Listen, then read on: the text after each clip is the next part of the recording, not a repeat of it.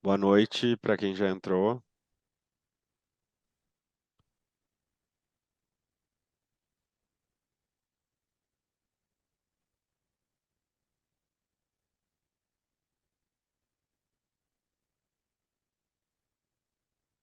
Enquanto nós aguardamos mais participantes entrarem, vamos aguardar mais uns 5 minutos, mais ou menos. A gente vai deixar passando um vídeo do ACT, que é um novo teste que está vindo aí da Interacoustics, que dia 22 de março nós vamos ter o lançamento dele também no webinar. Então vamos passar um vídeo aqui para vocês conhecerem um pouquinho mais desse novo teste.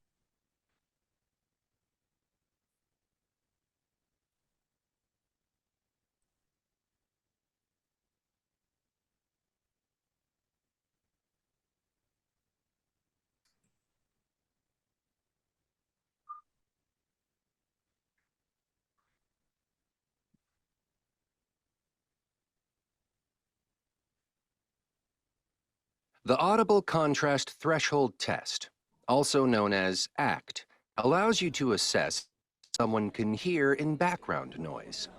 It does this by using a special signal that is non-language specific. ACT makes full use of the pure tone audiogram, making this an above-threshold test.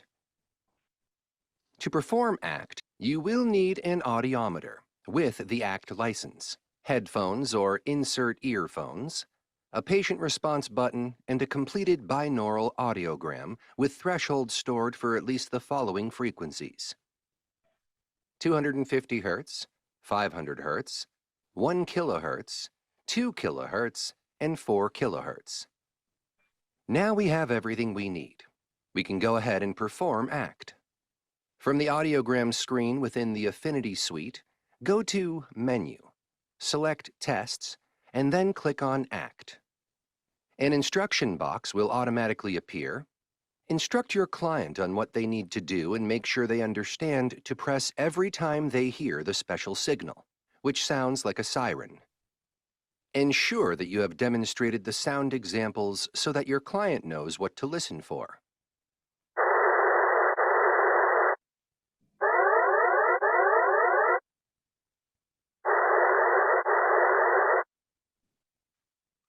Once your client is ready, click Proceed to Test and press Start. As soon as you press Start, your client will hear episodes of noise. The test starts at 16 dB NCL. Press only once to deliver the siren at this intensity. If the client hears the siren correctly, a black dot will automatically appear on the trace. You continue performing the test in the same manner as pure tone audiometry. Once a heard response has been stored, go down in intensity by 2 steps and present again.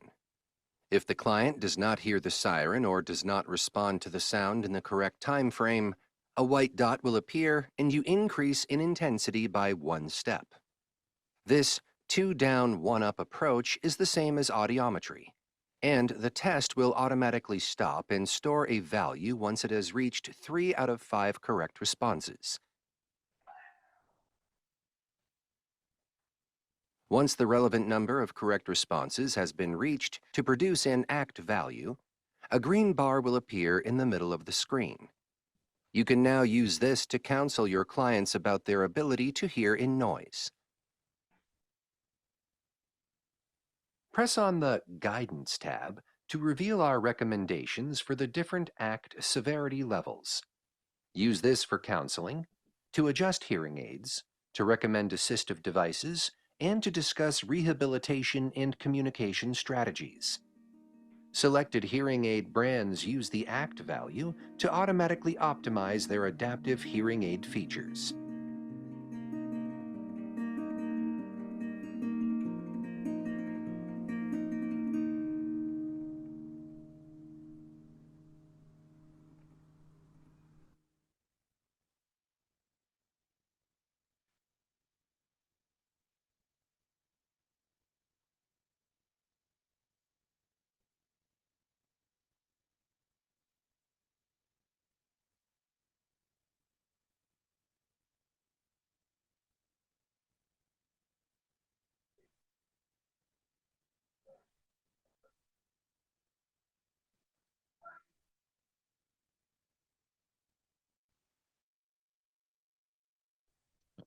Então, como eu falei, nós vamos ter o lançamento desse teste em breve, esse que a gente viu esse vídeo curto, que também já está disponível nas mídias sociais da Interacústicos do Brasil.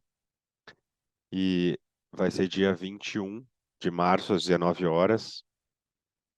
E aqui está o QR Code, caso alguém tenha interesse em assistir ao vivo. Deixamos aí o convite, só apontar a câmera do celular e realizar a sua inscrição para conhecer um pouco mais desse teste, saber onde vai estar disponível, em qual equipamento, que no caso aqui a gente já viu que é com o Affinity. Então vamos conhecer um pouco melhor esse software nesse dia. Vamos deixar mais um minutinho aqui para que todo mundo consiga entrar e também se inscrever caso deseje.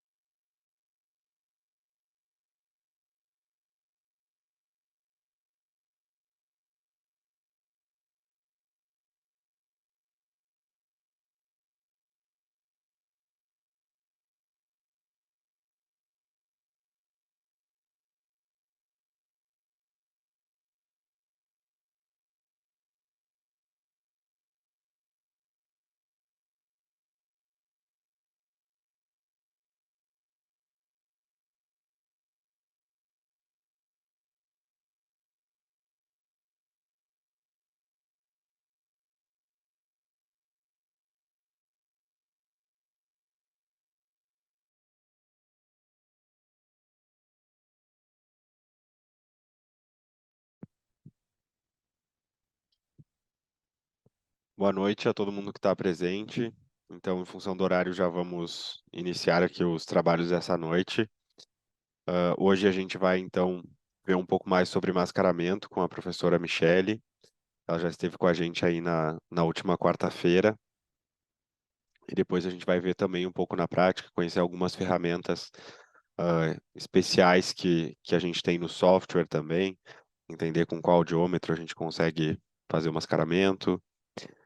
Então, vamos iniciar hoje com a professora Michele, que é professora da Universidade Federal de Santa Maria, lá em Santa Maria, no Rio Grande do Sul, que é mestre e doutora aqui pela Escola Paulista de Medicina da Universidade Federal de São Paulo.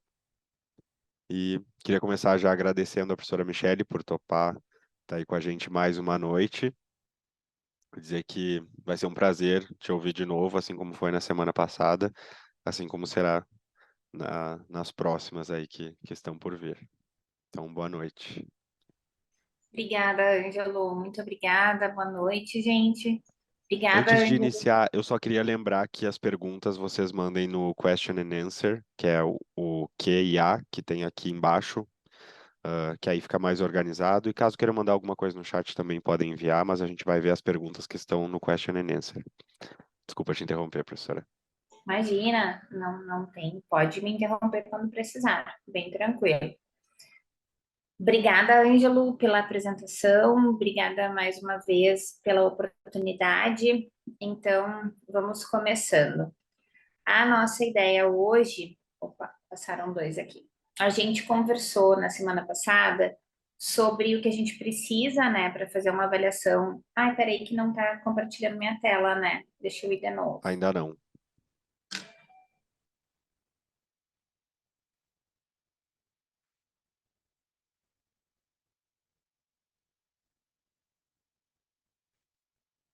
Perfeito. Foi? Foi. Pronto. Então, nós conversamos na semana passada, né, sobre a questão da avaliação audiológica, da audiometria tonal, via aérea, via óssea, logo audiometria, LRF, PRF, passando rapidamente pelas questões do laudo, e daí quando a gente tenta montar esse quebra-cabeça, o mascaramento ele encaixa aqui, né? A gente precisa dominar todos os conceitos do padrão da via aérea, via óssea e logo audiometria, para que nós consigamos fazer o mascaramento da melhor forma, do modo mais adequado, e, consequentemente, chegarmos no laudo audiológico correto, preciso, sem equívocos e sem falhas de uma orelha interferindo na outra. Então, quando a gente pensa em mascaramento, a gente precisa enxergar isso, a gente precisa pensar nisso, que dentro de cada sistema de cada paciente, né, a gente tem esse crânio e inserido aí nós temos o sistema auditivo da orelha direita e o sistema auditivo da orelha esquerda, lembrando sempre que a cóclea tem uma composição óssea. Então, o osso com a cóclea inserida ali, composição óssea. E que por mais que os fones e o transdutor ósseo tenha a intenção e o objetivo de fazer uma avaliação separada, estou estimulando a orelha direita, a orelha esquerda, estou estimulando a orelha direita, a gente tem aqui uma transmissão sonora transcraniana. E é isso que faz a necessidade do mascaramento existir. É por conta disso, por a gente estar falando de um crânio ósseo, onde estão inseridos dois sistemas auditivos, direito e esquerdo, com cócleas ósseas, em função disso, a necessidade do mascaramento aparece, por essa transmissão que acontece de energia de um lado para o outro, e é sobre isso que a gente vai conversar hoje. E por que, né, que o mascaramento se faz necessário? Porque as orelhas, elas se ajudam, justamente por estar dentro dessa calota craniana, onde estão essas duas cócleas inseridas. Então, a gente tem aí uma amizade, um carinho entre as orelhas, que faz quando a gente tem diferença entre as orelhas, ou quando a gente tem uma cóclea dominante, uma reserva coclear melhor, essa orelha melhor ou dominante, querer ajudar, querer contribuir na percepção auditiva da outra. E como eu disse antes, tudo isso por transmissão craniana de uma orelha para a outra, de um lado para o outro. Então,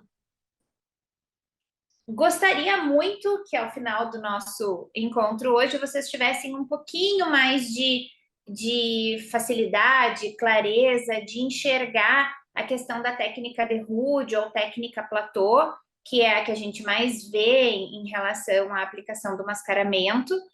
E para essa técnica existir, nós temos fórmulas que a gente precisa pensar e aplicar em relação ao nosso audiograma, e a mesma coisa em relação ao mascaramento máximo. Conseguir pensar sobre o mascaramento máximo, e assim, quando que eu penso em técnica de Rude? Quando que eu penso em mascaramento máximo? O tempo que a gente tem é para tentar elucidar um pouquinho mais isso para vocês, e facilitar a realização dos exames. Vamos ver se a gente consegue. Então, para começar, quero mais uma vez agradecer a Interacústicos pela oportunidade desses nossos encontros nessas quartas-feiras seguidas. Quem não estava conosco a semana passada, eu apresentei um pouquinho do nosso trabalho aqui na Universidade Federal de Santa Maria, onde eu tenho aí 12 anos de atividade, num grupo de pesquisa que a gente trabalha eletrofisiologia da audição, processamento, zumbido e sempre, né, a avaliação audiológica básica está inserida, onde eu tenho um projeto de ensino, que é a Liga de Audiologia, vinculado ao ambulatório de zumbido, que é onde a gente faz investigação e intervenção nos pacientes com transtorno do zumbido, e com atuação na graduação e no programa de pós-graduação em nível de mestrado e doutorado. Então, rápida e resumidamente, esse é o nosso trabalho aqui na UFSM. Mostrei as fotinhos da nossa universidade, da nossa casinha de trabalho, e de novo trago para vocês essa imagem do sistema auditivo para a gente conseguir se conectar com o que a gente vai falar hoje. Então, quando eu falar para vocês tudo que eu falar agora sobre o mascaramento, eu gostaria que vocês enxergassem essa imagem, a imagem anterior que eu acabei de passar, lembrando, então, que dentro dessa calota craniana tem dois sistemas, um do lado direito e outro do lado esquerdo, de composição óssea, dentro de uma calota óssea, e que esse som faz uma transmissão de um lado para o outro. E é por isso que a gente vai precisar do mascaramento quando as orelhas forem diferentes. Eu nunca vou precisar me preocupar com o mascaramento quando as duas orelhas forem parecidas, quando elas forem simétricas, que foi basicamente o que a gente falou semana passada. A gente não falou em nenhum caso de assimetria, porque as assimetrias vieram hoje. Então, se a gente tiver que fazer uma lista, assim, tá? O que que eu tenho que saber? O que que eu tenho que enxergar? Quando a gente pensa em audiologia clínica, em avaliação audiológica básica, eu bato o olho num exame, quando eu comecei a fazer a via aérea de um lado e a via aérea do outro lado, eu preciso saber se existe curva sombra, se existe sombra de uma orelha na outra. Então, a orelha melhor está fazendo sombra e está ajudando a pior, então a gente vai enxergar o que é a curva sombra. A curva sombra só existe porque existe a atenuação interaural. Então, interaural, o nome já diz, né? De uma orelha para outra. E essa atenuação interaural, a atenuação perda, é o que eu tenho de perda de energia de um lado para o outro. Então, eu tenho uma perda quando eu uso via aérea, fone, eu tenho outra perda quando eu uso o transdutor ósseo, e eu tenho outra quando eu faço logo a audiometria, LRF, PRF. Então, esses dois conceitos aqui são os conceitos que regem o mascaramento. Preciso ou não preciso dele, e a gente vai falar sobre isso. Vou me preocupar quando houver assimetria entre as orelhas, e daí nesse momento eu tenho que saber enxergar quem que é a minha orelha testada, ou seja, a que vai receber de novo o apito para via aérea ou para via óssea e o estímulo de fala para a logoaudiometria, e a orelha não testada, que é a que vai receber o ruído.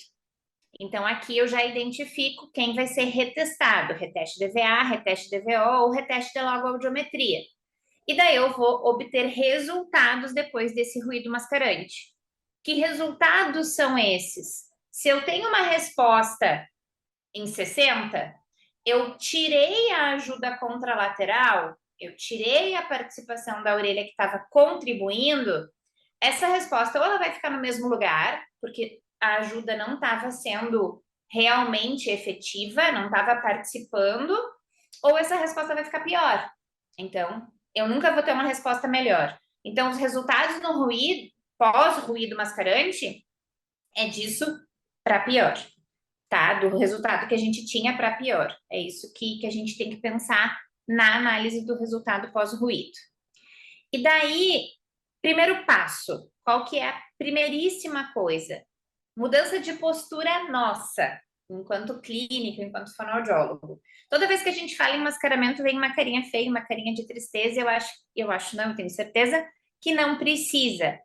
Enquanto clínico, a gente tem que todo o tempo ficar fazendo raciocínio, pensando. E aqui no mascaramento, sem dúvida, é o lugar que a gente mais tem que pensar, para poder fechar o diagnóstico separando as orelhas. De novo, né? Por mais que o fone ou o transdutor ósseo nos dê a possibilidade de estou na direita, estou na esquerda, não necessariamente eu estou tendo a resposta da direita e da esquerda se eu tenho participação contralateral. Então, entender os conceitos nos traz tranquilidade. Daí a gente já consegue mudar um pouquinho a nossa postura. E o segundo passo é entender que quem manda no mascaramento é a via óssea. São os resultados da via óssea. Porque eu falei lá no início da nossa conversa, agora, minutos atrás, que crânio, dentro dessa calota craniana óssea, cóclea, osso.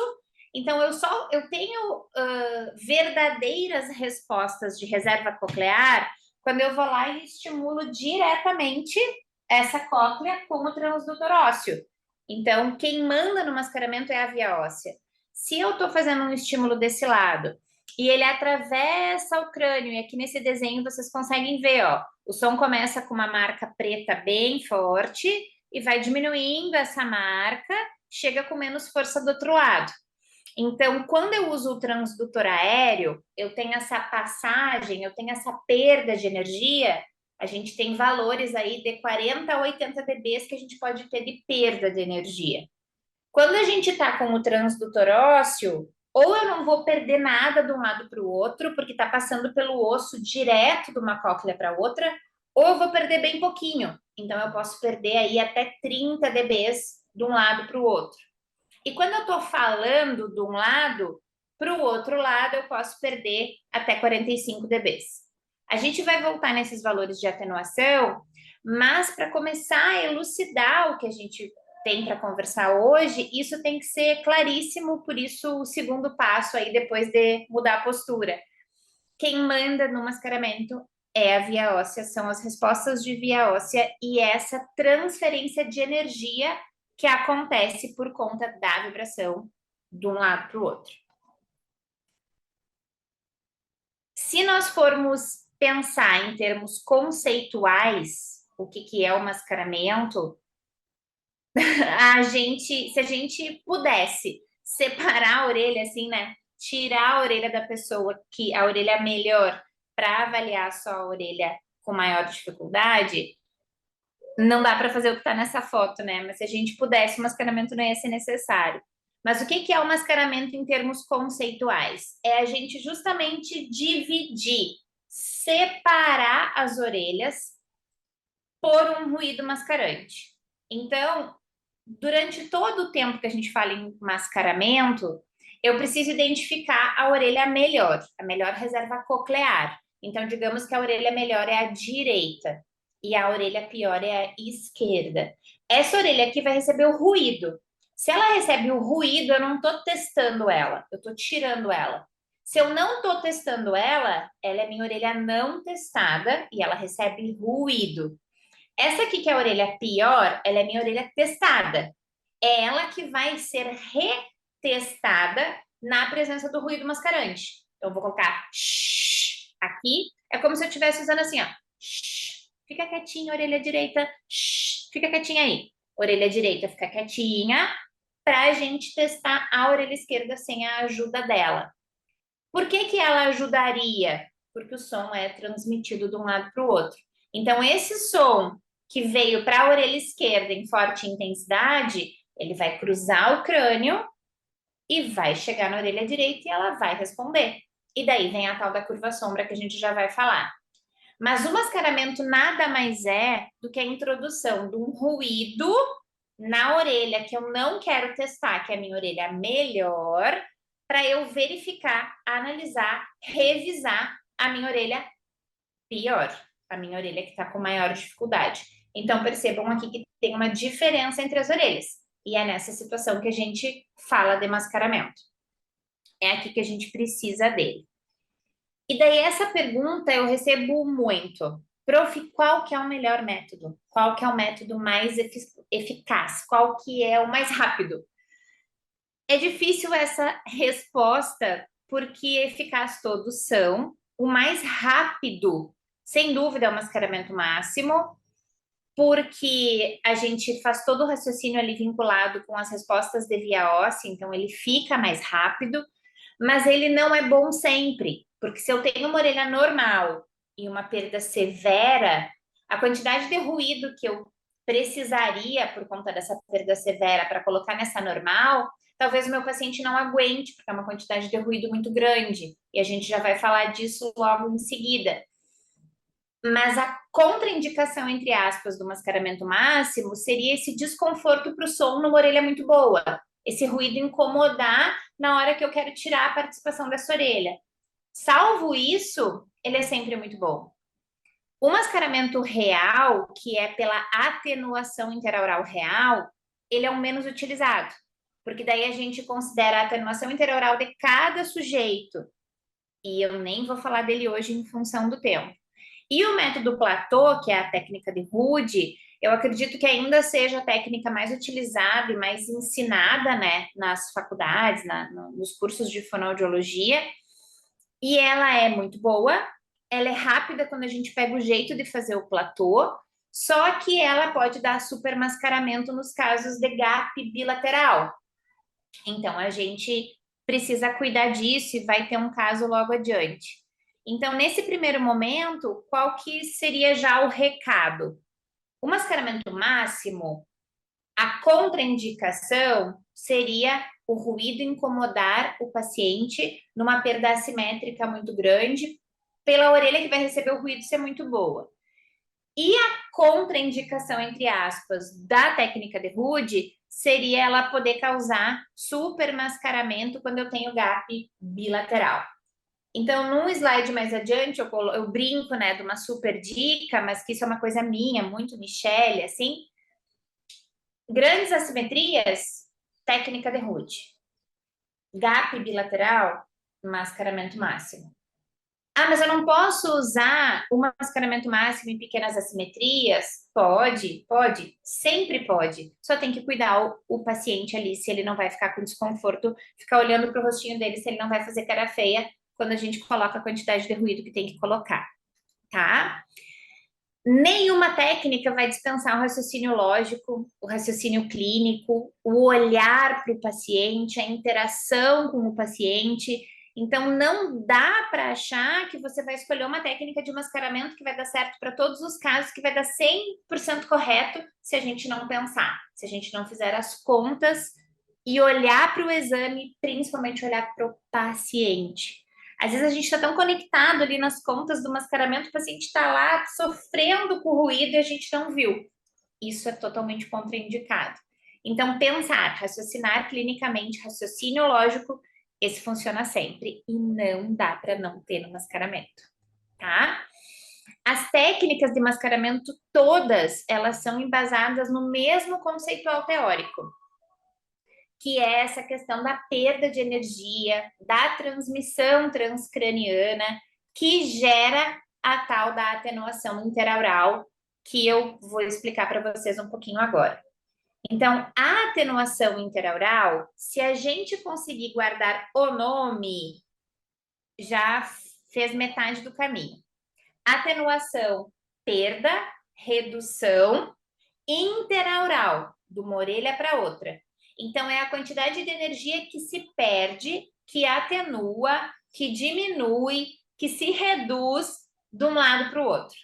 Então, como que funciona essa atenuação interaural? Eu tenho que pensar no meu transdutor. Se eu estou usando um fone supraoral, eu tenho uma atenuação interaural que começa em 40 dB. Então, um som de 80 dB apresentado numa orelha, ele vai chegar na outra orelha em 40 dB. Ele vai atingir a outra cóclea em 40 dB. Isso é o que acontece de modo geral quando eu uso o transdutor aéreo e penso na atenuação interaural. Quando a gente tem um som de 100 dB, fone de transdutor aéreo, vai perder 40 dB nessa caminhada, nesse passeio pelo crânio e vai chegar do outro lado em 60 dB. Então, se eu tenho 40 dB de diferença entre uma orelha e outra, eu já sei que o som de uma orelha pode chegar na outra. É esse o raciocínio que a gente tem que fazer para pensar. Será que eu tenho que mascarar? Então, se essa orelha aqui, deixa eu pegar uma caneta aqui. Se essa orelha aqui, ó, que é a orelha que está recebendo esse som de 100 dB, ela escuta de 100 em diante, e essa daqui tem limiares aproximados de 40 dB, se eu estou fazendo pi, pi, pi em 100 dB aqui, e esse som está chegando em 60, significa que esta orelha está ouvindo 20 dB do som da outra. Então, o que eu tenho que fazer? Colocar ruído mascarante nessa orelha aqui que está escutando, para que ela não participe das respostas dessa. Porque senão ela vai participar e eu vou ter o que aqui? Um falso limiar, uma falsa resposta psicoacústica, que é o grande problema. Então, quando a gente não se dá conta que tinha que mascarar e quando a gente não faz mascaramento, a gente tem uma audiometria errada, porque a gente tem uma falsa resposta ali, um limiar psicoacústico que não era daquela orelha. Porque se essa orelha aqui está recebendo um som de 100 dB e essa orelha está escutando, o paciente vai levantar a mão. Ouvir em 100. Só que no momento que a gente faz põe o mascaramento aqui desse lado, nessa orelha, e eu dou esse mesmo 100 dB aqui, e o paciente não responde mais, eu aumento para 105, não respondeu. Aumento para 110, respondeu. Opa, eu já tive uma resposta aí 10 dB pior. Então, essa resposta, 10 dB pior, já me mostra que esse 100 seria um limiar psicoacústico equivocado. E assim em todas as frequências. Então, a gente pode, na presença do mascaramento, que ficasse em 100, que piorasse para 105, que piorasse para 110, ou que se transformasse uma resposta ausente em 120. Como eu falei antes, ou vai ficar no mesmo lugar ou vai piorar. Mas se eu não mascaro, se eu não coloco ruído, vem um limiar psicoacústico errado, falso ali. Tá? Isso pensando, isso que a gente estava falando, pensando no transdutor aéreo, pensando no transdutor fone, usando todo o sistema auditivo. Quando a gente usa o transdutor ósseo, opa, eu tirei a caneta. Quando a gente usa o transdutor ósseo, o que acontece? Se eu estou dando um estímulo de 30 dBs aqui nessa orelha, eu tenho a possibilidade de ter 0 dB de atenuação interaural. O que é 0 dB de atenuação interaural? Não atenuou nada, não perdeu nada. Esse som de 30 dBs que foi posto nesse lado, ele chegou exatamente igual na orelha contralateral. Ele chegou exatamente igual do outro lado. Então, quando a gente pensa na grande maioria das literaturas e nas referências que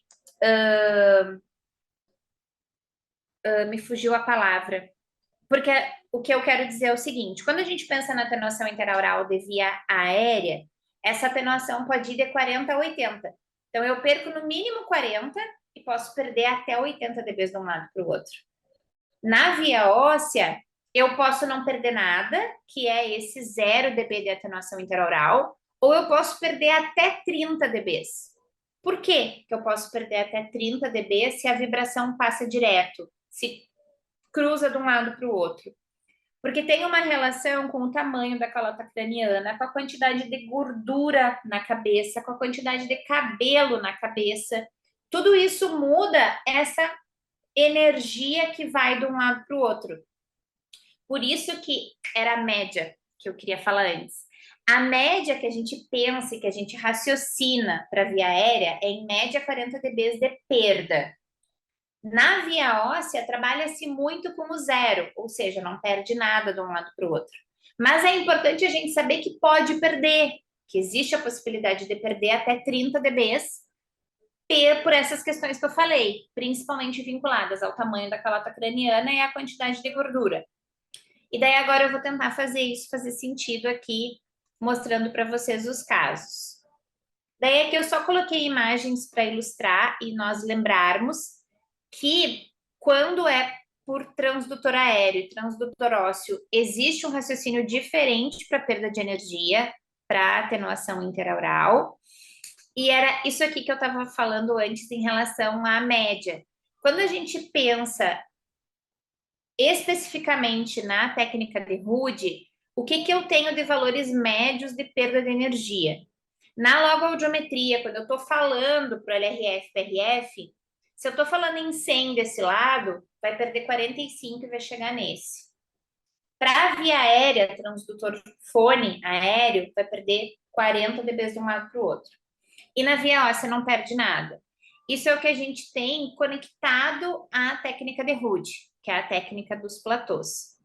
Mas quando nós pensamos no mascaramento real e nessa possibilidade de variação de cada crânio, de cada espessura, essa perda de energia ela pode se modificar. Na via aérea, indo de 40 a 80 e na via óssea de 0 a 30. Michele, eu preciso memorizar todos esses valores? Eu preciso decorar todos esses valores? Não, não precisa. A gente precisa entender que o som chega de um lado para o outro, para olhar para o audiograma e conseguir ver a necessidade do mascaramento. Para enxergar a curva sombra. Então, a sombra é exatamente isso que a gente está vendo aí, né? É uma pessoa só, mas eu estou vendo duas. Na audição, são duas orelhas onde eu deveria conseguir separá-las naturalmente, mas eu não consigo por conta da transmissão de energia que existe transcraniana, e essa transmissão de energia acontece por conta da atenuação interaural, porque perde energia de um lado para o outro, mas chega som de um lado para o outro. Então, vamos lá. Esse aqui eu já falei que era a curva sombra. Aqui eu coloquei um exame para nós, ó. Vamos começar pensando como se nós estivéssemos fazendo o passo a passo do exame. A gente fez a anamnese e o paciente disse que a melhor orelha era a orelha esquerda. A gente faz a via aérea da orelha esquerda. Daí nós fizemos a via aérea da orelha direita. Esse é o passo a passo que a gente segue, né? Depois nós colocamos o transdutor ósseo aqui na orelha esquerda, e daí a gente tem duas opções. Ou a gente faz espelhamento dessa via óssea da esquerda para a direita e já faz o mascaramento aqui dessa via óssea da orelha direita, ou não. Ou a gente pesquisa a orelha direita e depois faz o mascaramento. Então, vamos lá. Nós fizemos a via aérea da esquerda, via aérea da direita, e o que a gente viu? A gente viu que existe diferença entre as orelhas. E essa diferença entre as orelhas parece uma sombra, parece um reflexo da orelha esquerda na orelha direita. E daí, quando a gente começa a analisar frequência por frequência, porque é assim que a gente faz na audiometria e no mascaramento, a gente olha frequência por frequência. Então, aqui eu tenho uma resposta em 100 dBs, aqui eu tenho uma resposta em 60.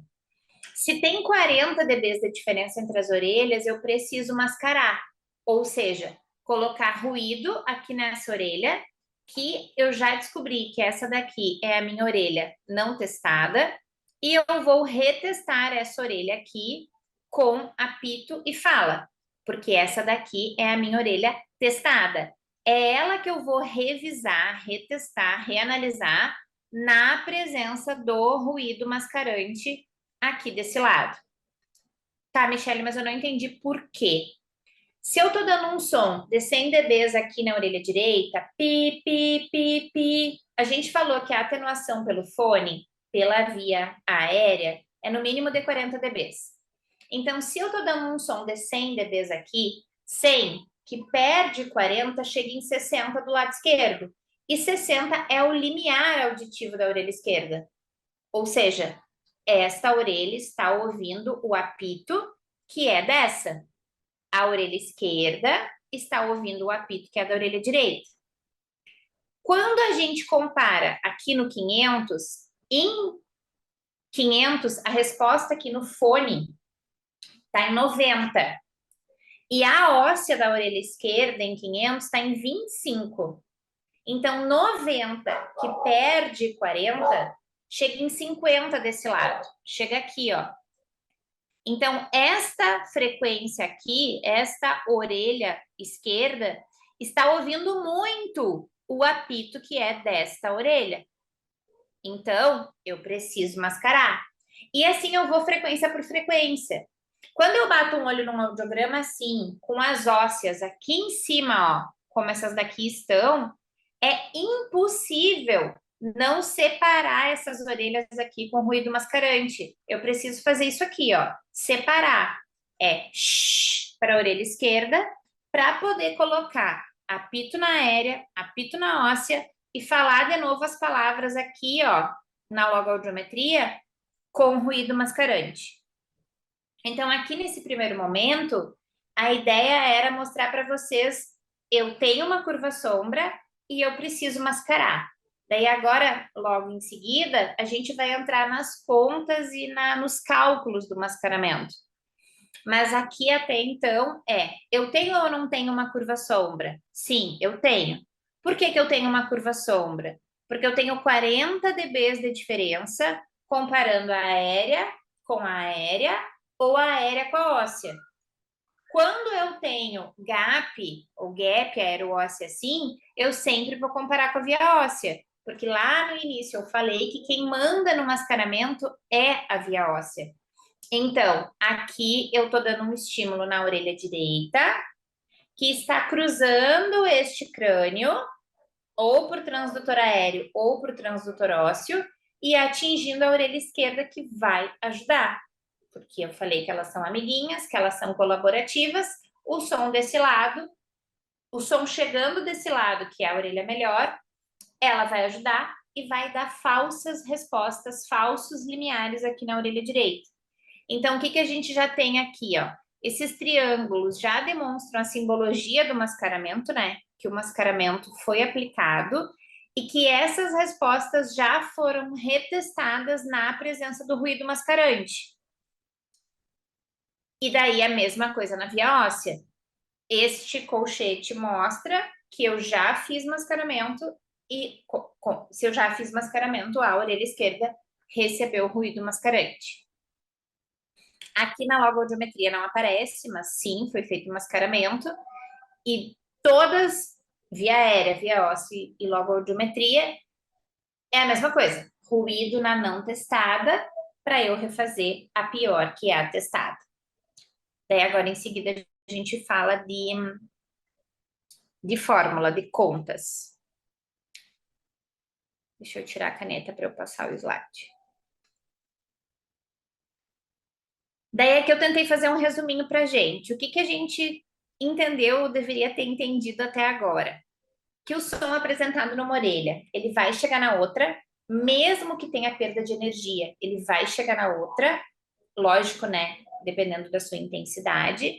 E isso vai gerar uma curva audiométrica sombra. E o que é uma curva audiométrica sombra? É uma curva falsa, onde as respostas da melhor estão fazendo influência na pior. Ou seja, a pior ou é isso mesmo, ou ela tem mais perda ainda.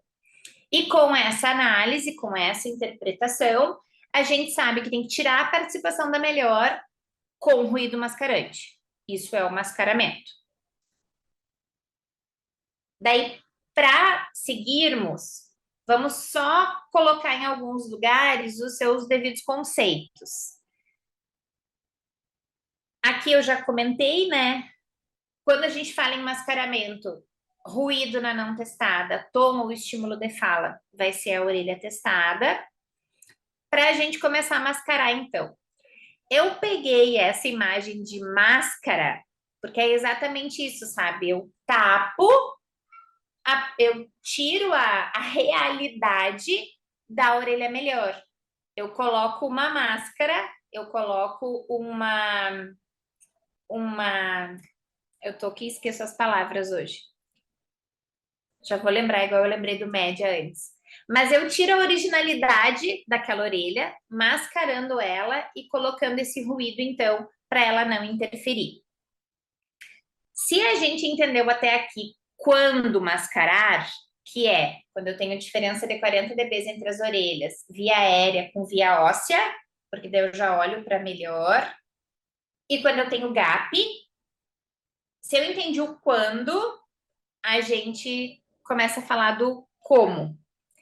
Então, fica assim o quando mascarar. Diferença de 40 dB entre a veada pior e a veoda melhor.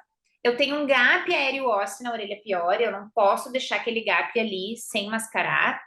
E ainda, uma coisa que a gente não tinha falado até agora, que é a questão do Weber audiométrico. Quando eu tenho gap bilateral, eu não posso abandonar aquele gap ali daquele jeito, eu preciso verificar e entender realmente a reserva coclear. E daí o Weber audiométrico, ele nos ajuda a entender qual orelha eu vou colocar o ruído, quando elas são muito parecidas. Eu sempre vou ter uma orelha dominante, eu sempre vou ter uma melhor reserva coclear. Então a gente coloca o transdutor ósseo na testa do paciente e o paciente diz, eu estou escutando melhor na orelha esquerda.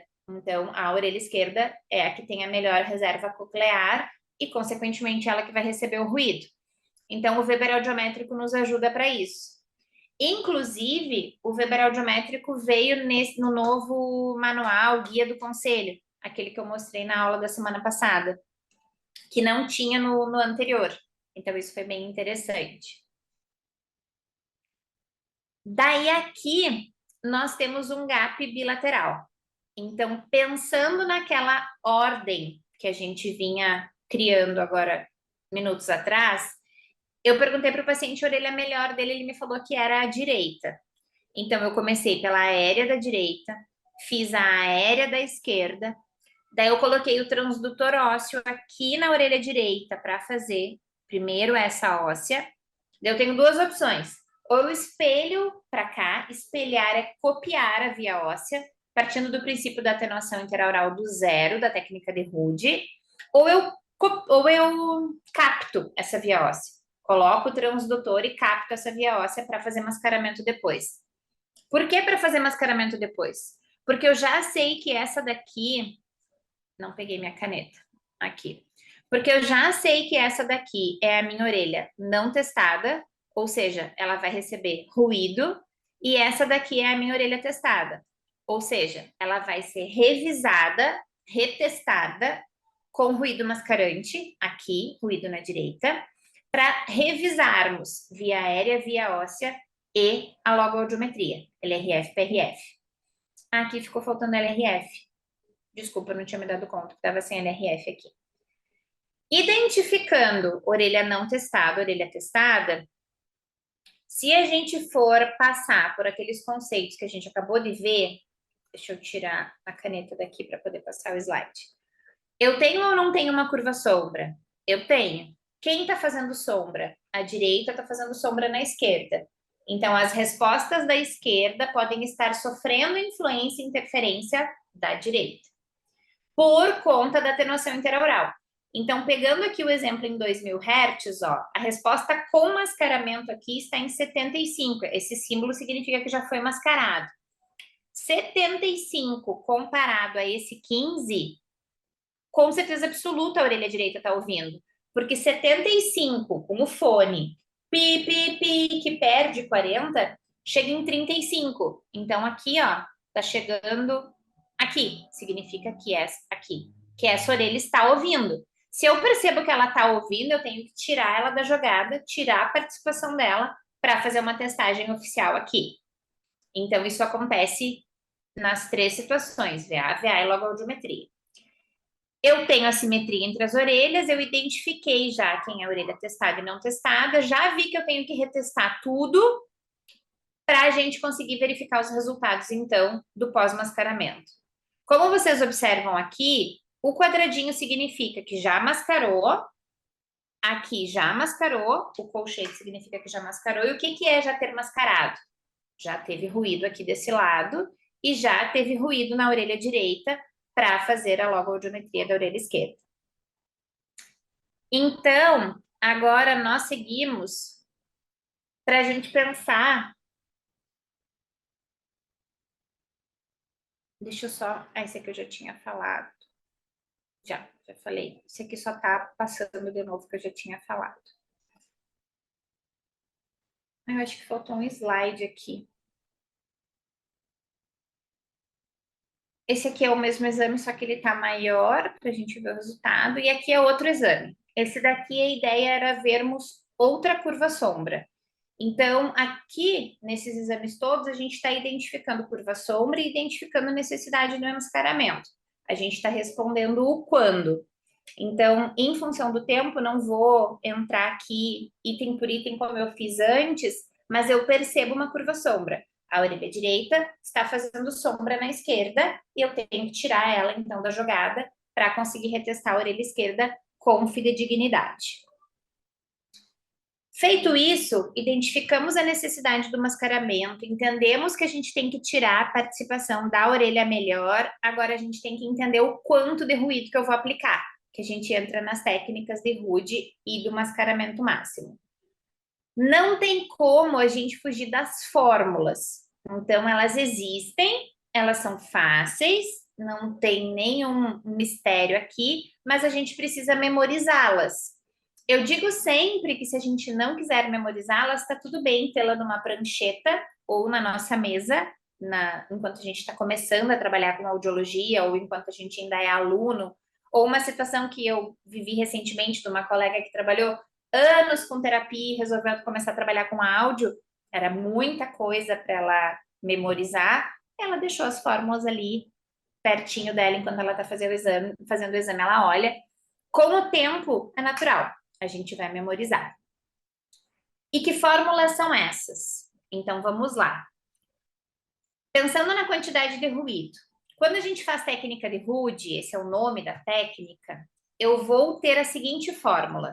Limiar da via aérea, da orelha que não estou testando, da orelha que está recebendo ruído, mais 15 dB. 15 dB é o valor de efetividade. O que é efetividade? Estou realmente tirando a participação dessa orelha. Eu coloquei uma quantidade de ruído ali que fez ela ficar quietinha e ela não vai ajudar a outra. Quando a gente faz técnica de Rude, quando é mascaramento, reteste, revisão da via óssea, nessa fórmula aqui, a gente acrescenta 15 dB no 500 e 10 dB no 1000, que são equivalentes ao efeito de oclusão. O nome, mais uma vez, diz. Efeito de oclusão é o que o fone faz sobre a orelha. Estou fazendo uma oclusão. Efeito da oclusão.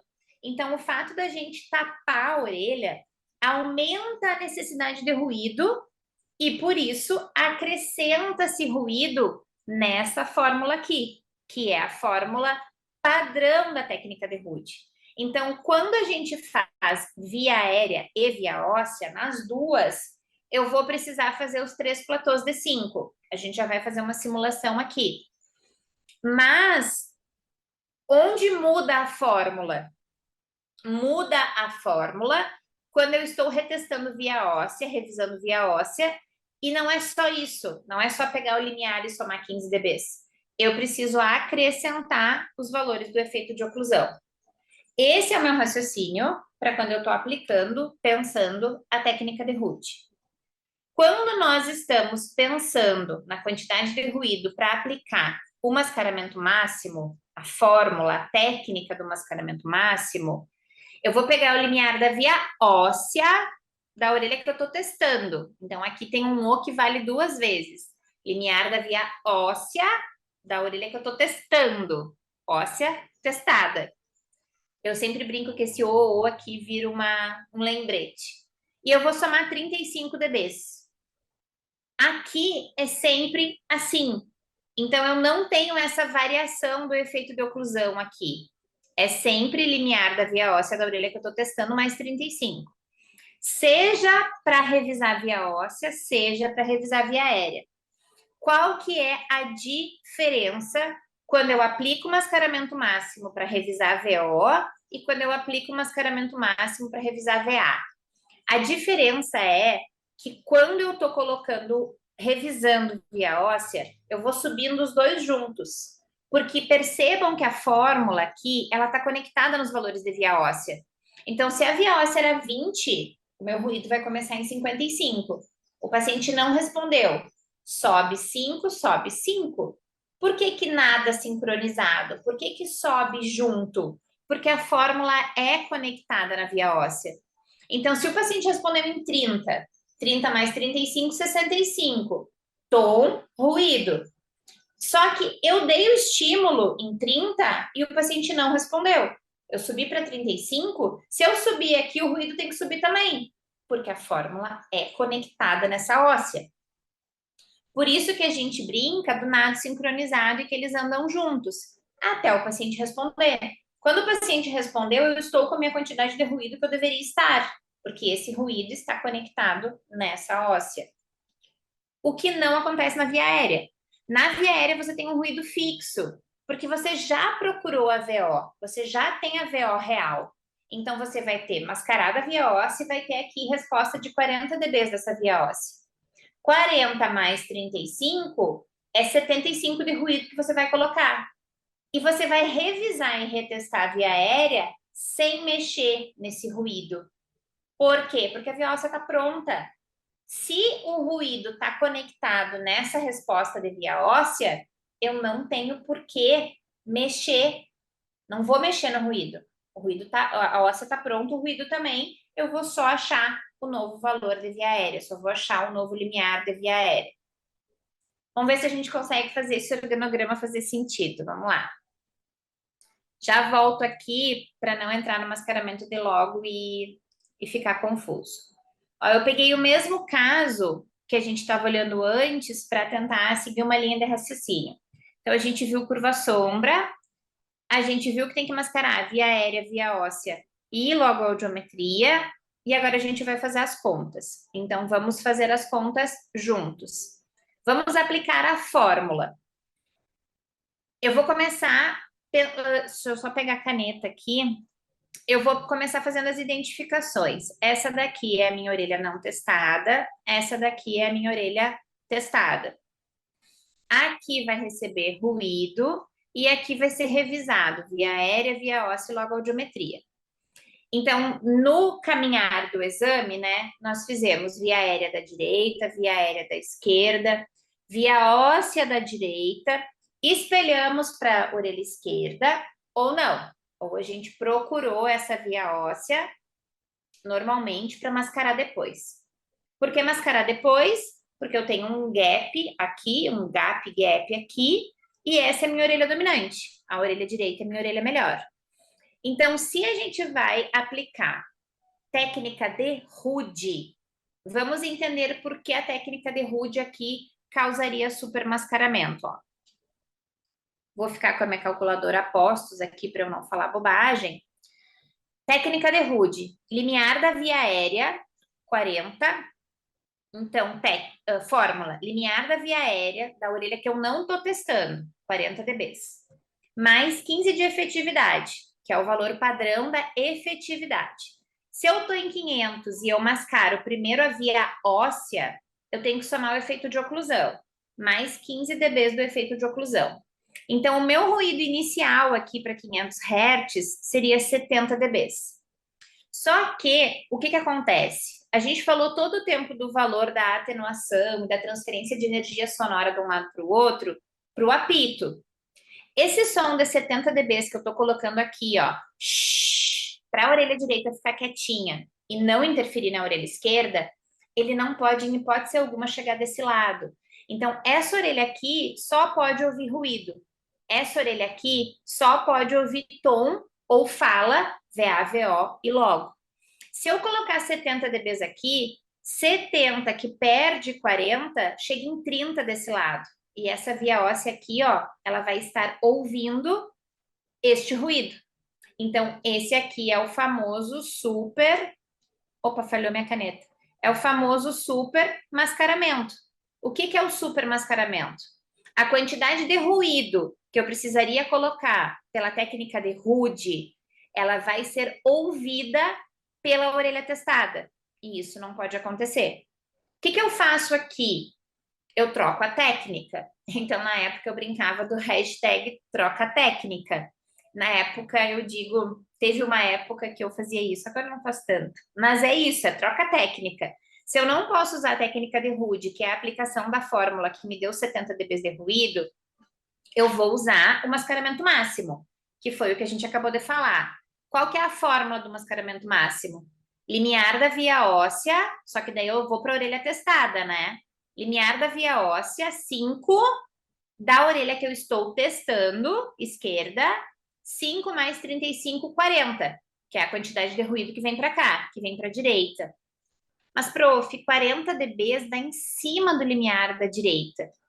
Então, esse é o famoso mascaramento em cima do laço, que também pode ser chamado de submascaramento, porque ele não tem efetividade. Mas eu posso colocar esse ruído, porque 40 dB está sendo ouvido, porque é o limiar, mas eu não tenho efetividade.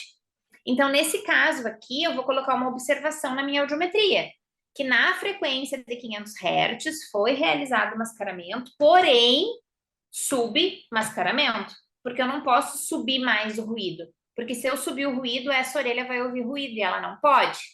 Essa aqui só pode ouvir ruído, que é a melhor, e essa aqui só pode ouvir o tom, que é a pior. Mas então, o que aconteceu aqui? Utilizando a fórmula do mascaramento máximo em 500 Hz, nós conseguimos mascarar essa via óssea, porém nós realizamos submascaramento. O que é o submascaramento? Eu não tive efetividade na quantidade de ruído que esse 500 Hz ouviu. Estamos falando da via óssea. Depois eu vou fazer comentários da via aérea, porque aqui tem um probleminha, que aqui ficou sem a simbologia do mascaramento. Mas eu vou só seguir na via óssea para dar mais um exemplo, para elucidar melhor.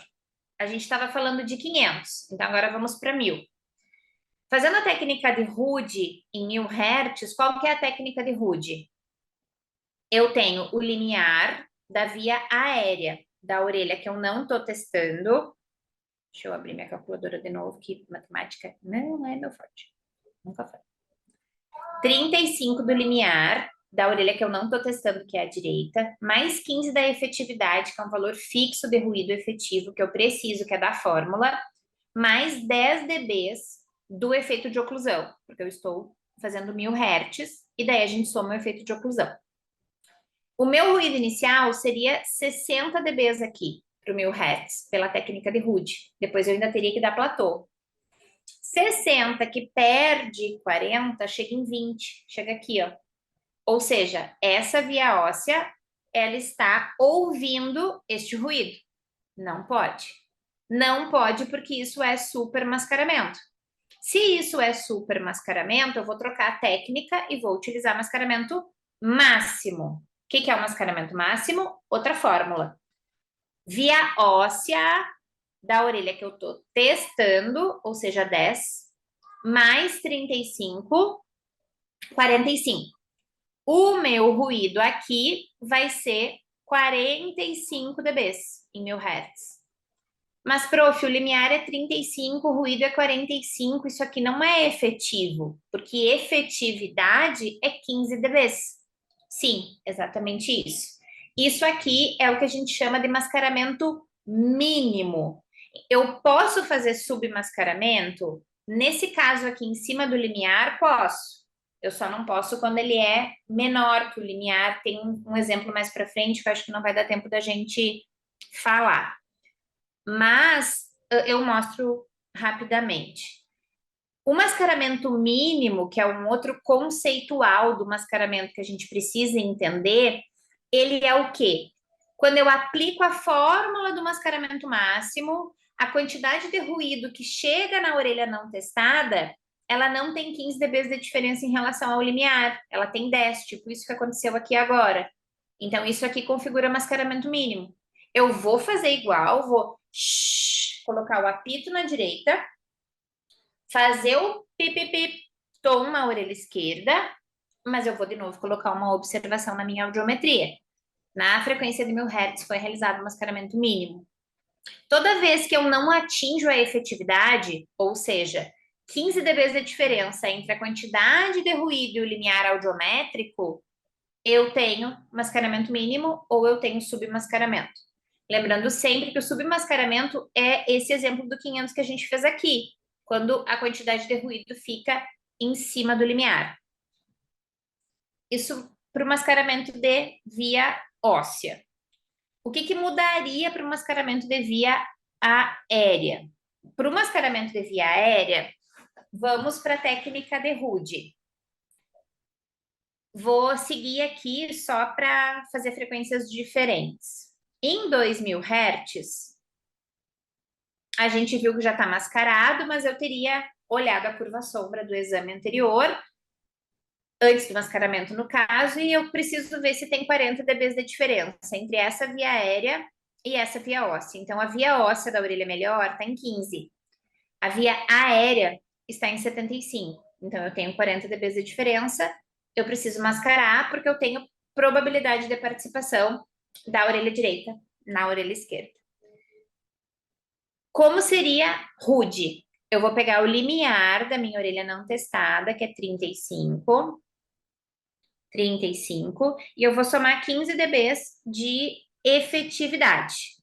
15 dB de efetividade seria 50 aqui, ó, de ruído. 50 que perde 40, chega em 10. Então, aqui a técnica de Rude, ela não causaria supermascaramento. Eu poderia utilizá-la. Só que, percebam que a via óssea, ela está em 25 aqui, ó. Ela está 15 dB pior do que a quantidade de ruído que está chegando. Então, aqui caberia eu dar 3 platôs. Eu conseguiria dar três platôs. O que são os 3 platôs? São os 3 acréscimos de intensidade, 3 acréscimos de 5 dB de intensidade nesse ruído. Então, vamos simular. Digamos que antes do mascaramento, essa via aérea estivesse aqui em 60, tá? Vou botar um X aqui, mesmo aqui em vermelho. Estivesse em 60. E daí aqui eu tô com o paciente fone, porque eu tô fazendo mascaramento de via aérea. Então ele tá com um calorão aqui em Santa Maria. Ele tá fone, ele tá com ruído na direita, em 50 dB, aqui, ó. E aqui ele tá apitando em 60. Pi, pi, pi, pi. Ele não respondeu. Sobe 5 ou sobe 10, depende como o profissional faz. Subiu para 65, não respondeu. Subiu para 70, não respondeu. Subiu para 75, respondeu. No momento que o paciente respondeu aqui na orelha esquerda, eu começo os 3 acréscimos de intensidade. Primeiro platô, o que eu fiz? Aumentei o ruído 5 dB. Estimulo de novo, o paciente tem que ter respondido. Se ele não responder, eu continuo procurando o limiar. Mas aqui ele respondeu em 75. Eu dou o segundo platô, aumento mais 5 dB o ruído. Então, o ruído que estava aqui em 50 já subiu para 55, agora subiu para 60 e o paciente está respondendo. Eu vou lá e dou o terceiro platô. Subo este ruído para 60, 65. Peraí que eu me perdi. Para 65, subi mais 5 dB o ruído aqui. Subo o ruído para 65 e estimulo de novo. O paciente tem que responder. Então, são 3 acréscimos de intensidade de 5 dB, que são os famosos platôs, e nesses 3 acréscimos de intensidade, o paciente tem que ter manutenção da resposta. Se ele não tem manutenção da resposta, você continua procurando o limiar. Porque qual que é o objetivo? É encontrar esse novo limiar aqui, é chegar nessa nova resposta. Por isso que a gente coloca esses acréscimos de intensidade, para realmente ter certeza que tirou a participação da orelha direita.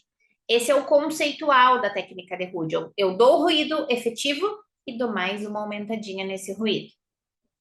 Se tivesse feito mascaramento máximo, também dava. E daí, como seria mascaramento máximo aqui? 25, que é a via óssea da orelha que eu estou testando, mais 35. 25 mais 35, 60. Então, o ruído ele já seria 60 aqui desde o início, ó.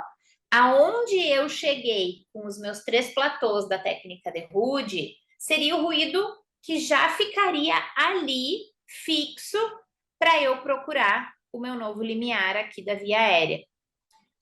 Tá, e o que muda, prof? Muda o pensamento, muda a dinâmica do exame.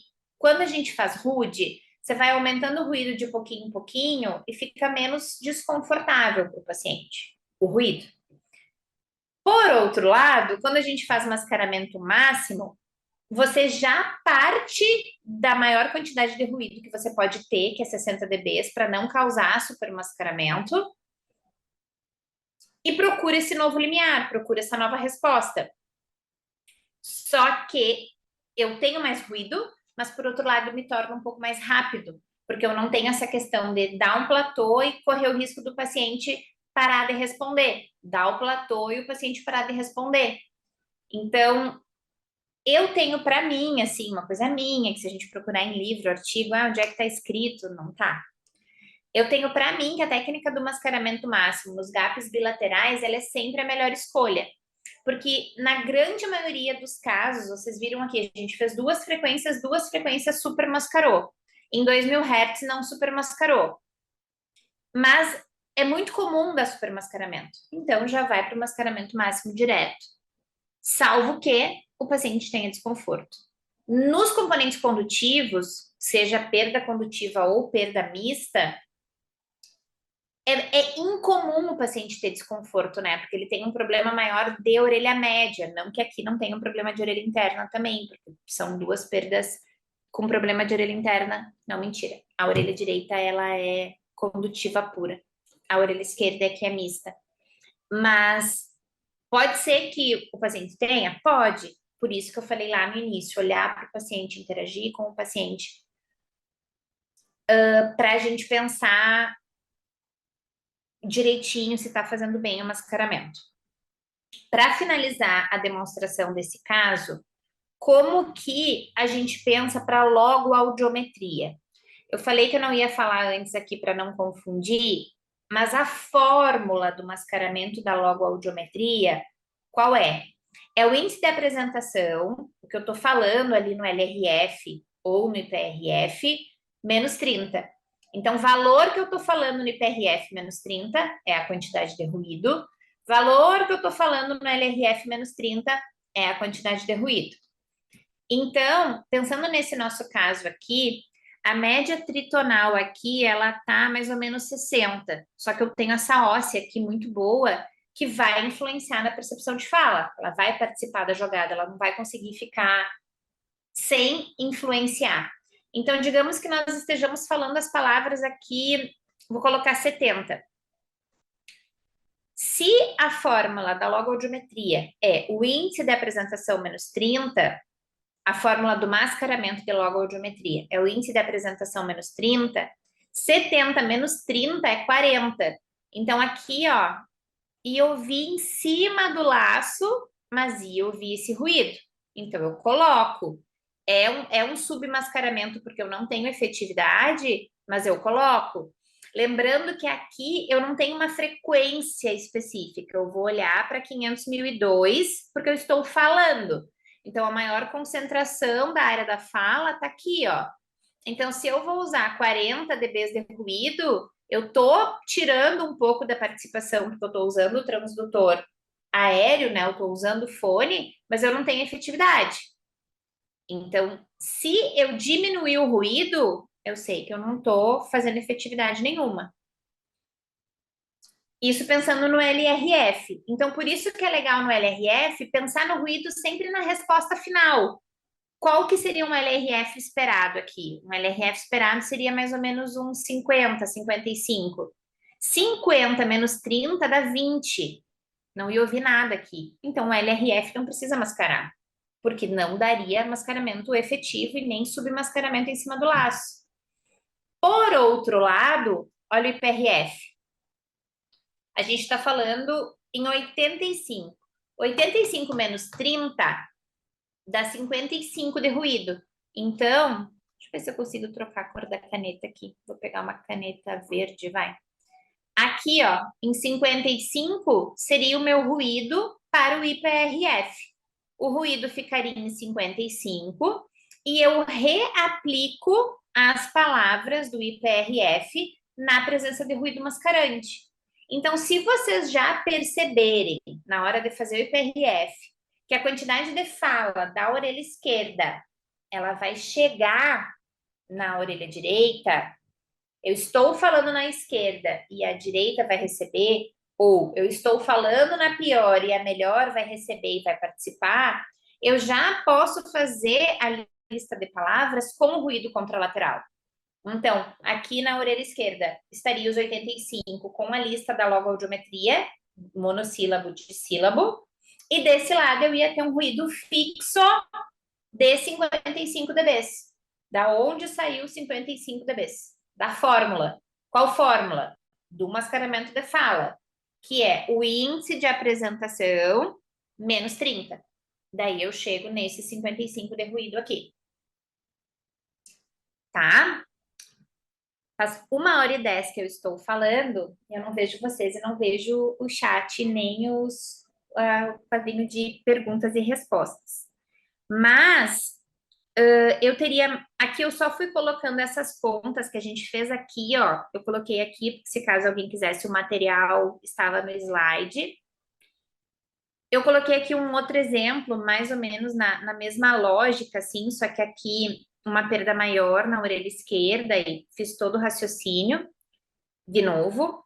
E daí, assim, isso aqui, gente, não é uma regra, de novo, Em que livro está escrito, em qual artigo está escrito, não tá. Isso é by eu, por minha conta em risco, entre aspas, porque isso aqui é uma coisa que vocês me pedem muito, assim, que eu tenho um pedido muito frequente. Por favor, me dá uma ordem, me diz o passo a passo. Se eu pudesse dar essa ordem, tentando facilitar a vida, vai fazer a via aérea da melhor, a via aérea da pior, que é o praxe.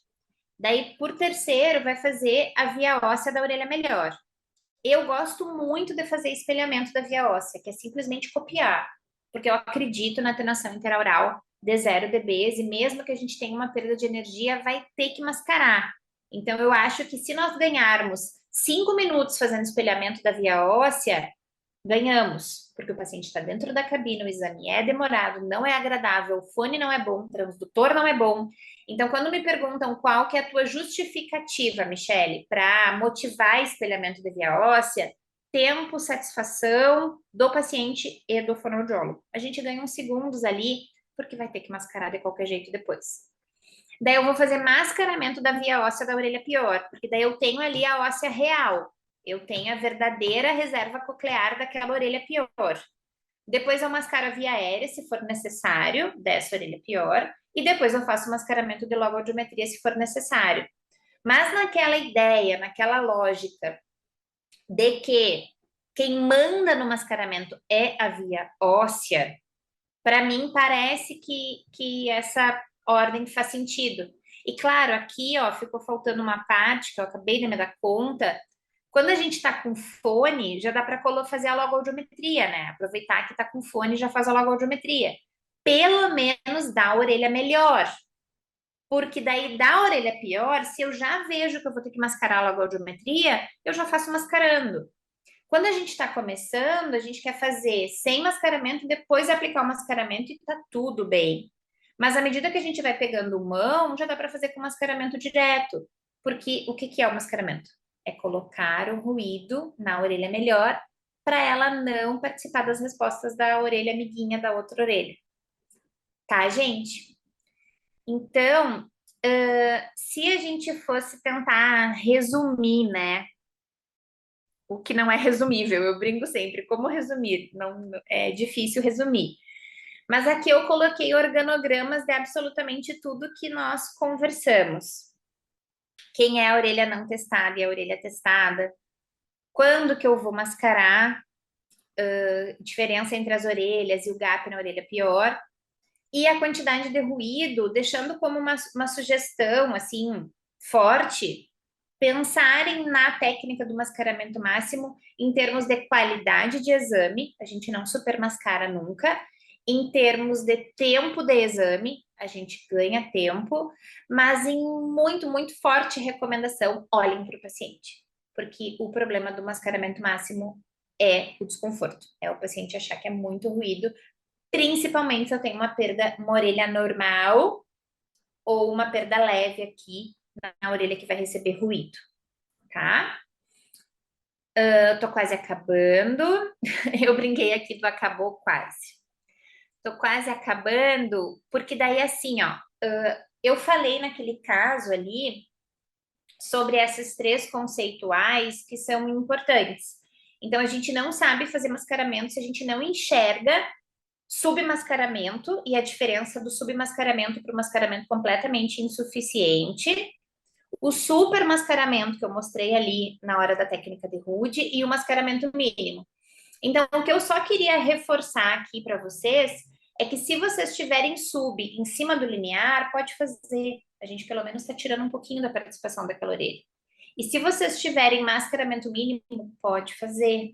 O que não dá é para fazer super. O super é quando o ruído que tinha que ser ouvido só por essa chegou nessa. Então, o tchan do mascaramento é aquele slide que eu mostrei antes. Eu estou separando as orelhas e uma só ouve ruído e a outra só ouve opita e fala. Se misturar aqui, deu ruim. E o que é o principal ruim? É quando a quantidade de ruído que a gente somou, principalmente quando faz rude, chega do outro lado. Não pode chegar, tá? Daí é que eu só escrevi tudo que eu falei para ficar escrito para quem quiser o material. E travou aqui. que eu tinha colocado mais um exemplo, mas eu não vou me estender por conta do tempo. Eu expliquei no outro caso. Eu coloquei as continhas do exemplo. E, gente, estou super à disposição de dúvidas. Eu sei que, em termos de avaliação audiológica básica, o mascaramento ele sempre é um dos mais desafiadores, assim. Ele faz a gente realmente sair da zona de conforto, a gente pensar. E eu queria dizer para vocês que agora, o ano passado, a gente fez um trabalho aqui para a Jornada Acadêmica Integrada aqui da Universidade Federal de Santa Maria, e 40% dos exames que nós fizemos precisaram de mascaramento, e mascaramento de via óssea.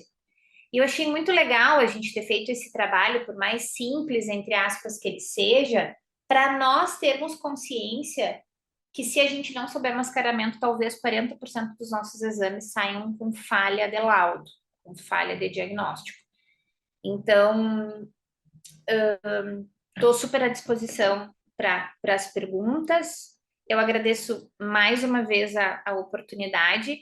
Fica de novo aqui os meus contatos de e-mail, WhatsApp e as redes sociais do grupo de pesquisa, que é o GEAC, esse é o meu Instagram profissional, né? Eu uso ele para partilhar com vocês o que a gente faz por aqui. No Instagram tem outras aulas, no canal do YouTube também tem algumas aulas legais. Acho que é isso. Muito, muito, muito obrigada.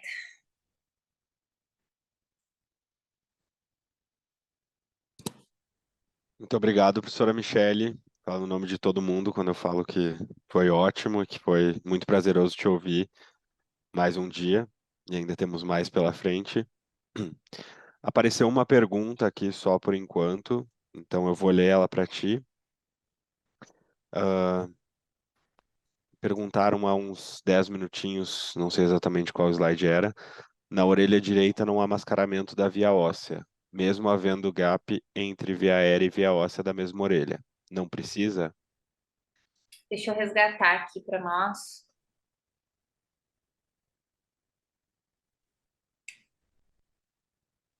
Talvez seja esse slide aqui. Daí, quem perguntou, só por favor, confirma para a gente se é aqui, porque eu fiquei um tempo nesse caso, né? Eu vou reler a pergunta. Na orelha direita não tem mascaramento da via óssea. Mesmo tendo esse gap entre via aérea e via óssea da mesma orelha, não precisa? E Pronto, a pessoa confirmou que é esse mesmo. perfeito. Obrigada pela pergunta. Gente, por que que aqui não precisa de mascaramento neste gap? Primeiro, porque nunca a orelha pior vai ajudar a orelha melhor. Então, toda vez que a gente pensa em via óssea, a gente pensa em reserva coclear. Então, a minha melhor reserva coclear é essa, é a da orelha direita. Então, é ela, a direita, que ajuda a esquerda. Mas, para a gente ter certeza absoluta, assim, que realmente a esquerda não está ajudando, a gente pode e deve utilizar o Weber audiométrico, que eu comentei antes. O Weber audiométrico, a gente coloca o transdutor ósseo aqui na testa do paciente e pede para ele, e coloca numa intensidade pelo menos uns 20 dBs maiores aqui, que a via aérea, para ficar uma audibilidade muito grande, porque a via óssea está aqui em cima, e coloca em 500, 1000, 2 e 4. E daí você coloca o estímulo e pergunta para o paciente, em qual orelha você está escutando com maior intensidade, mais forte? Daí ele vai te dizer direita, esquerda ou igual. Se ele te disser direita, tu tem certeza absoluta que a tua melhor reserva coclear está ali, porque puxou a resposta da óssea para cá e eu vou colocar ruído na direita. Se ele falar esquerda, opa, mesmo com essa perda maior de via aérea aqui, ele tem uma percepção dessa óssea boa e ele tem uma percepção de que essa orelha é boa. Se mesmo com esses gaps maiores, então puxou para cá, eu preciso colocar ruído aqui e tirar a participação dessa orelha. Então eu vou na frequência que ele disse que a esquerda é melhor, eu vou colocar ruído aqui. Daí eu mascaro essa via óssea assim. Se o paciente diz que é igual, que ele tem a mesma percepção, vai colocar ruído aqui e vai colocar ruído aqui, e daí vai fazer ruído, reteste, ruído, reteste. Nesse caso, o Weber veio todo para cá, para a orelha direita. Então, a gente não colocou nada de ruído na esquerda. É essa linha de raciocínio que a gente faz, e começando pela primeira coisa que eu disse, que foi a pior nunca ajuda a melhor, pode ser que em algum caso, sim, a gente tenha uma resposta de dominância para a esquerda quando tem gap aqui.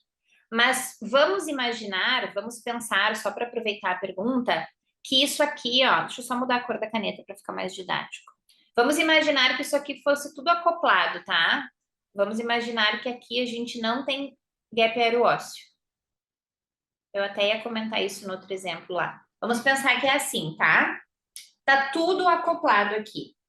Não tem nenhuma chance da orelha esquerda ajudar a orelha direita. E aqui eu não preciso nem fazer o Weber audiométrico. Então, esse gap é dessa orelha mesmo. Alguém tem que ter respondido para essa ossa, e esse alguém é a direita. Nesse caso, eu juro de pé junto que a esquerda não tem como ajudar a direita, porque ela é pior, porque aqui eu tenho uma lesão completa, total de cóclea, orelha interna. E aqui eu tenho uma lesão de orelha média e orelha interna, porque eu tenho gap. Então aqui eu tenho uma perda mista e aqui eu tenho uma perda sensório-neural. Não vai ajudar. A pior não vai ajudar melhor. Esse gap é real, esse gap é dela mesma, não preciso me preocupar. Eu só tenho que ter certeza que o transdutor estava bem posicionado e que essas respostas foram fidedignas dela, sem me preocupar com o mascaramento. Tá? Se não foi, por favor, pode falar de novo.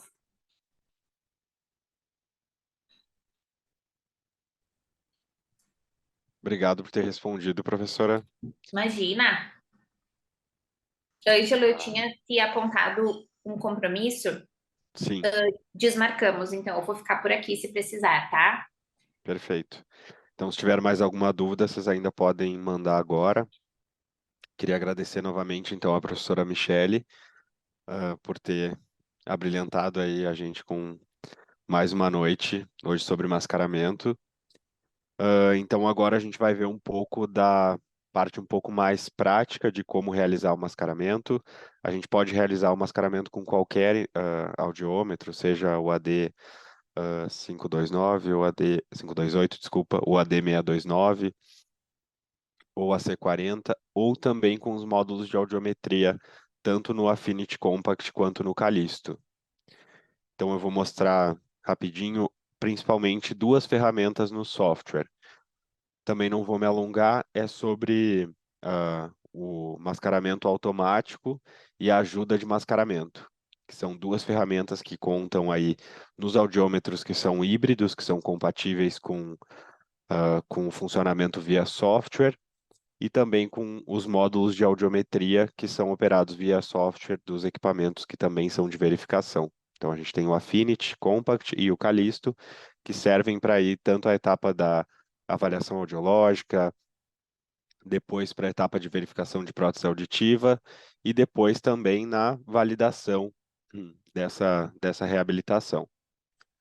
Então eu vou mostrar para vocês aqui o software. Então é como é operado tanto no audiômetro híbrido, quando a gente opera ele pelo computador, quanto nos módulos de audiometria dos equipamentos de verificação. Vou começar a compartilhar minha tela aqui.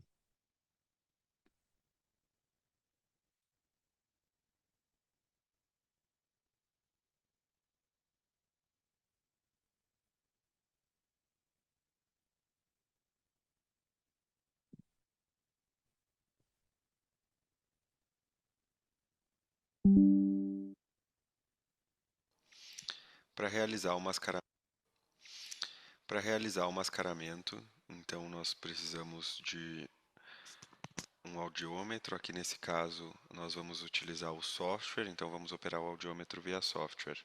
Nesse caso, eu estou utilizando aqui o Affinity Compact, como a gente consegue ver, mas a gente pode realizar isso também com os audiômetros, realizar via software com os audiômetros que são compatíveis com o Software Diagnostic Suite. Ou também com o Affinity Suite, como é o caso que eu estou utilizando agora, ou o Callisto Suite, para quem tem o módulo de audiometria. Então aqui eu estou mostrando para vocês a tela inicial do software de audiometria. Então a gente sempre vai realizar o mascaramento no canal 2. Então aqui nós temos o canal 2 e aqui eu vou controlar o meu mascaramento. Então aqui eu subo a intensidade,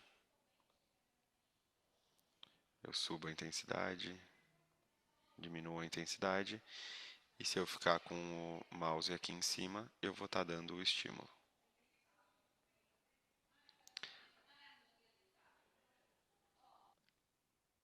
Além disso, nós temos duas ferramentas exclusivas no Diagnostic Suite e no Affinity Callisto Suite para audiometria, que vão ser aqui a ajuda de mascaramento, que eu vou clicar aqui e acionar ela.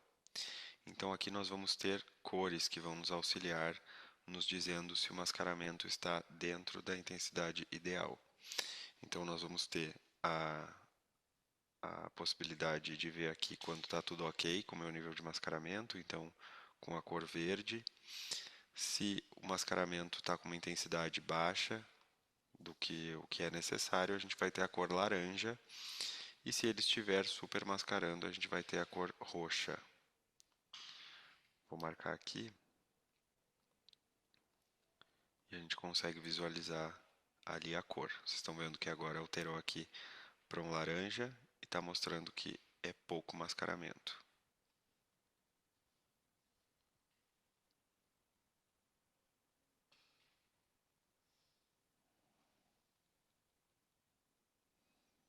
Então aqui a gente vê a cor sendo alterada.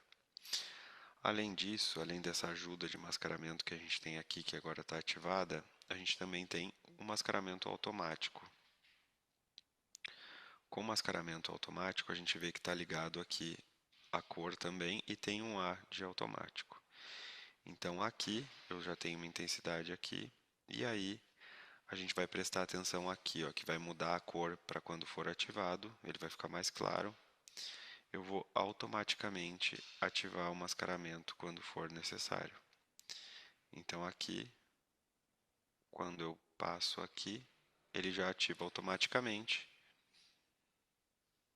o mascaramento e eu posso seguir fazendo a audiometria. Então aqui o próprio software já calcula isso para a gente.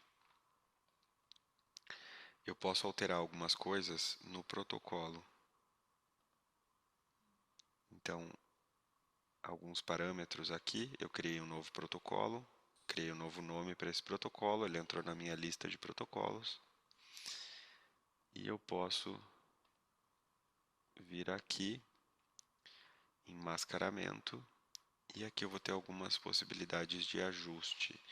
Então eu posso colocar a diferença interaural, eu posso mudar o nível de mascaramento aqui, e aí é só aplicar e dar o OK.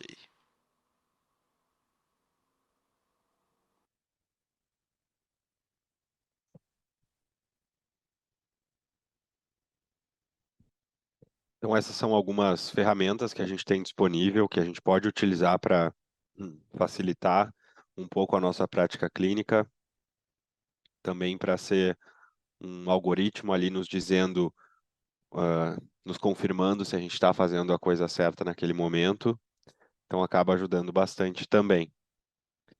Se mais alguém tiver alguma dúvida sobre a questão do software que eu mostrei agora ou sobre a aula da professora Michele também, a gente ainda está aqui à disposição, mas também se a dúvida surgir depois, assim como a professora se colocou à disposição, eu e a Marina também estamos à disposição para tirar alguma dúvida de vocês.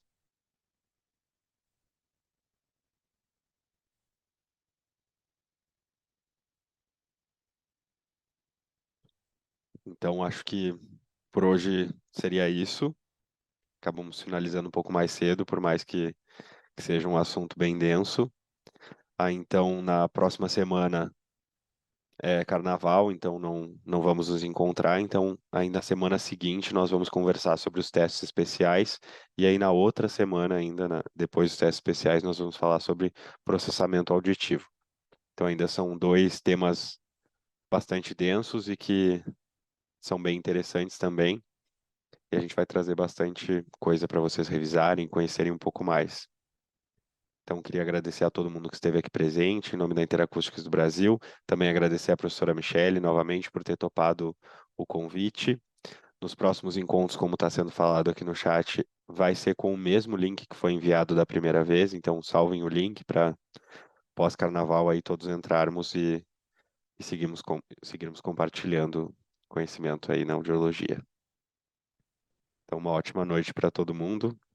Obrigado. Obrigada, Ângelo. Obrigada, bom restinho de semana. Tchau, tchau. Tchau, pessoal.